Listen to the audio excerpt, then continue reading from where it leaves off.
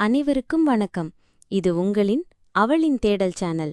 வாழ்க்கையில பல கஷ்டங்களும் போராட்டங்களும்னு தினமும் ஒரு தேடலோட தான் நாம வாழ்ந்துட்டு இருக்கோம். அப்படிப்பட்ட உங்க தேடலுக்கு ஒரு விடையா, உங்க பிரச்சனைகளுக்கு ஒரு தீர்வா, இன்னைக்கு ஒரு சக்தி வாய்ந்த வழிபாக்க பத்தி தான் பார்க்க போறோம். உங்க ஜாதக தோஷங்கள் நீங்கி சகல செல்வங்களும் வெற்றிகளும் கிடைக்கக்கூடிய அற்புதமான கருட வழிபாக்க பத்தி தெரிஞ்சுக்க வீடியோவை முழுசா பாருங்க. வீடியோவின் இறுதியில் கருட வழிபாட்டிற்கான மந்திரம் கொடுக்கப்பட்டுள்ளது. சுவாதி நட்சத்திரத்தில் கருடனை வணங்குங்கள், செல்வம் பெருகும், வறுமை நீங்கும். ஒவ்வொரு மனிதனின் வாழ்விலும் பல போராட்டங்களும் கஷ்டங்களும் இருக்கின்றன. அதற்கு காரணம் ஜாதக தோஷங்களாக இருக்கலாம். அப்படிப்பட்ட தோஷங்களை நீக்கி சகல செல்வங்களையும் சுபிட்சத்தையும் தரும் அற்புத நாளாக சனிக்கிழமை தசமி திதி மற்றும் சுவாதி நட்சத்திரம் இணைந்து வரும் நாள் கருதப்படுகிறது. இந்த நாளில் செய்ய வேண்டிய கருட வழிபாட்டைப் பற்றி தான் நாம் பார்க்கப் போகிறோம். வெற்றிகளை தரும் கருட வழிபாடு. சிவபெருமானுக்கு நந்தி பகவான் எவ்வளவு சிறப்பு வாய்ந்தவரோ அதேபோல் பெருமாளுக்கு கருடாழ்வார் மிகவும் முக்கியமானவர். பெருமாளை வழிபடுவதற்கு முன் கருடாழ்வாரை வழிபட்டால் மட்டுமே பெருமாளின் அருளை பரிபூரணமாக பெற முடியும் என்று சொல்வார்கள்.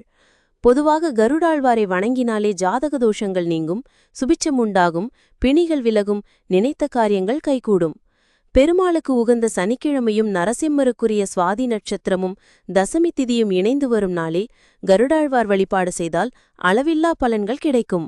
அப்படிப்பட்ட ஒரு சிறப்பான நாள் ஜூலை 5ஆம் தேதி சனிக்கிழமை அன்று வருகிறது. அன்று தவறாமல் கருடாழ்வாரையோ அல்லது நரசிம்மரையோ வழிபட வேண்டும். கருடாழ்வாரை வழிபடுவதன் மூலம் நினைத்தது நடக்கும், வெற்றிகள் குவியும், சுபிட்சம் பெருகும், பிணிகள் விலகும், தோஷங்கள் நீங்கும், செல்வங்கள் பெருகும் என்று சொல்லிக்கொண்டே போகலாம். கருட வழிபாட்டு முறை.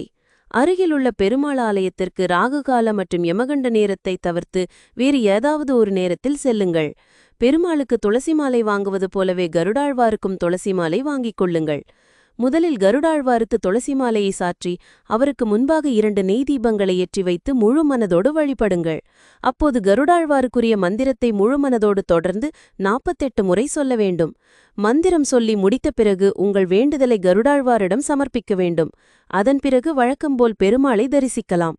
பெருமாளை தரிசிக்கும்போது முதலில் அவரது பாதங்களை தரிசித்துவிட்டு பிறகு முழு உருவத்தையும் தரிசிக்க வேண்டும்.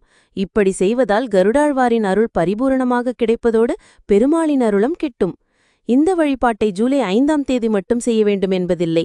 அன்றைய தினத்திலிருந்து தொடர்ந்து 48 நாட்கள் கருடாழ்வாரை தினமும் வழிபட வேண்டும். எந்த காரியத்தை நினைத்து இந்த வழிபாட்டை செய்கிறீர்களோ அந்த காரியம் விரைவிலேயே நிறைவேறும். எவ்வளவு வறுமையான சூழ்நிலையில் இருப்பவர்களும் படிப்படியாக வறுமையிலிருந்து மீண்டு செல்வநிலை உயரும்.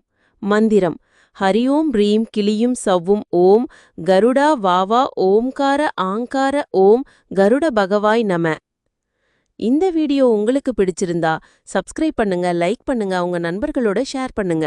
மேலும் ஆன்மீக விடயங்களுக்கு எங்களை தொடரவும். மறக்காம அந்த பெல் பட்டனையும் கிளிக் பண்ணுங்க.